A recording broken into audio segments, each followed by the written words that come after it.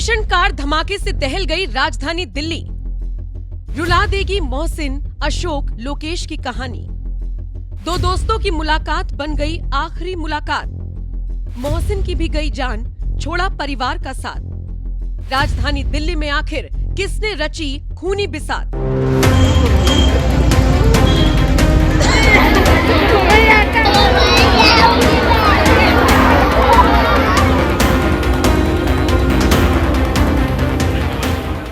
देश अभी पुलवामा आतंकी वारदात का जख्म भूला भी नहीं था कि अब देश की राजधानी दिल्ली भीषण धमाके से दहल गई।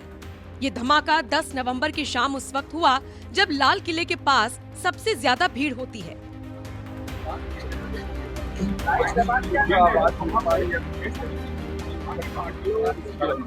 पहले तो सब कुछ नॉर्मल चल रहा था, लेकिन जैसे ही घड़ी की सुई 6:50 पर पहुंची, हरियाणा की नंबर प्लेट वाली I-20 गाड़ी में भीषण धमाका हो गया और देखते ही देखते आसपास का मंजर मलबे में तब्दील हो गया, जिसमें 9 से ज्यादा लोगों की जान चली गई।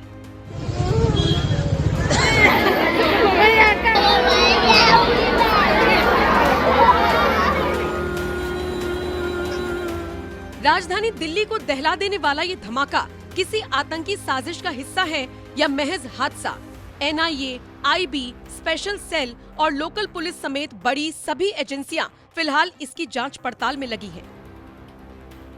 तो वहीं इसी बीच 10 नवंबर को ही हरियाणा के फरीदाबाद में मिले भारी मात्रा में विस्फोटक और उसी शाम राजधानी दिल्ली में हुए धमाके की कड़ी को जोड़ते हुए देश के जाने माने पत्रकार रजत शर्मा ने बड़ी जानकारी देते हुए बताया, कल रात दिल्ली के धमाके की वजह से ये खबर रह गई।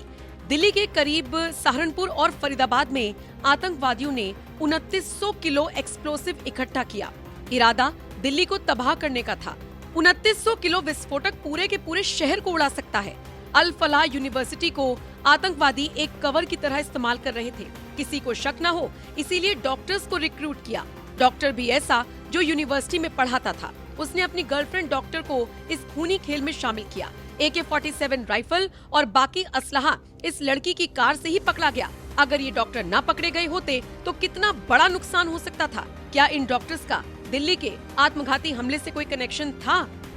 क्या वाकई दिल्ली कार धमाके का ब्लूप्रिंट कश्मीर में तैयार किया गया और हरियाणा में पूरा प्लान किया गया, फिर लाल किले के पास धमाका किया गया? ये सारी बातें तो फिलहाल जांच के बाद ही सामने आएंगी, लेकिन इस धमाके में जिस तरह से 9 से ज्यादा लोगों की जान चली गई, उससे पूरा देश सदमे में है। तो वहीं उत्तर प्रदेश के जिला मेरठ के रहने वाले एक रिक्शा चालक मोहसिन की भी इस हादसे में जान चली गई, जो करीब 2.5 साल पहले दिल्ली आया था खाने कमाने के लिए और वहीं ई रिक्शा चलाकर अपना परिवार पालता था। लेकिन उसे क्या पता था कि 10 नवंबर की शाम उसके लिए आखिरी शाम साबित होगी, क्योंकि जिस वक्त वो लाल किले के पास सवारी का इंतजार कर रहा था, उसी वक्त एक भीषण कार धमाके की चपेट में आने से मेरठ के रहने वाले ई रिक्शा चालक मोहसिन की भी जान चली गई। और क्या कह हम छोटी बहू ने लड़के पर फोन करा अपने पति पे, क्या कह रहे हैं वहाँ ऐसे लाल किले पे बम फटका और हमारे मोहसिन का पता नहीं।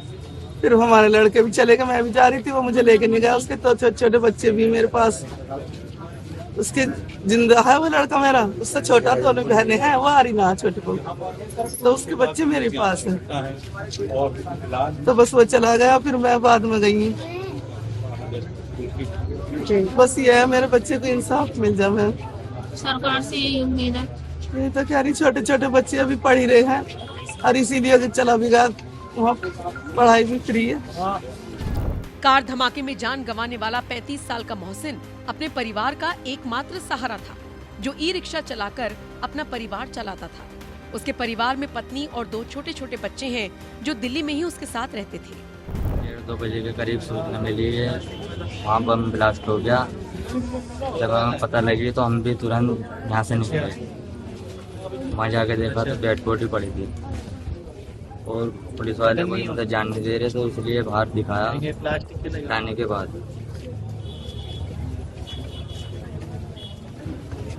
कितने बच्चे? 2 बच्चे हैं, एक 8 साल का, एक 10-12 साल। क्या कार्य करते थे वहाँ पर? मिनी मेट्रो चलाते थे। तो अब क्या चाहते? तो हम ये चाहते हैं मट्टी यहीं से ही जाती है। मोहसिन की मौत के बाद उनके पिता ने सरकार से मदद के लिए गुहार लगाई है। आपको बता दें, मोहसिन के साथ ही जिला अमरोहा के 2 लोगों की भी दिल्ली कार धमाके में मौत हो गई, जिनकी पहचान अशोक और लोकेश के नाम से हुई। अशोक दिल्ली की डीटीसी बस में कंडक्टर का काम करते थे, तो वहीं लोकेश अमरोहा में ही प्रॉपर्टी का काम करते थे और किसी बीमार रिश्तेदार को देखने आए थे, जिन्हें अशोक ने फोन करके लाल किला बुला लिया, ये सोचकर कि यहीं पर साथ में खाना खाएंगे। लेकिन उन्हें क्या पता था कि उनकी ये मुलाकात आखिरी साबित होगी। दोनों की मौत की खबर जैसे ही अमरोहा पहुंची, परिवार वालों का रो रो कर बुरा हाल है।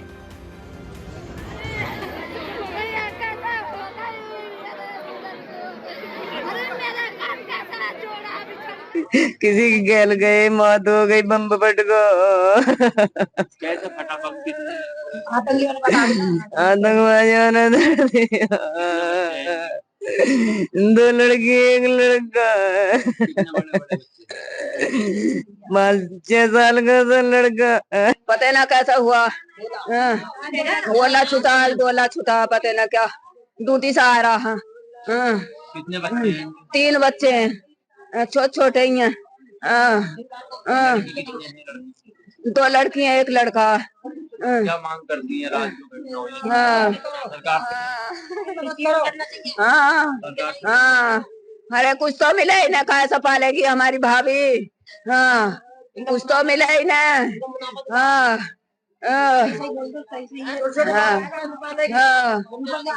3 साल का लड़का।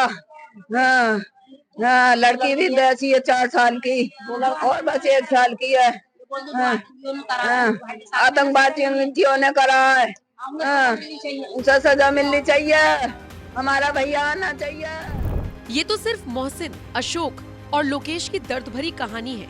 ऐसे कई लोगों की दिल्ली धमाके में जान गई, जिनके परिवार का कुछ ऐसा ही हाल होगा, क्योंकि इस धमाके में जान गंवाने वाले किसी के पिता रहे होंगे, किसी के बेटे रहे होंगे, तो किसी के भाई रहे होंगे।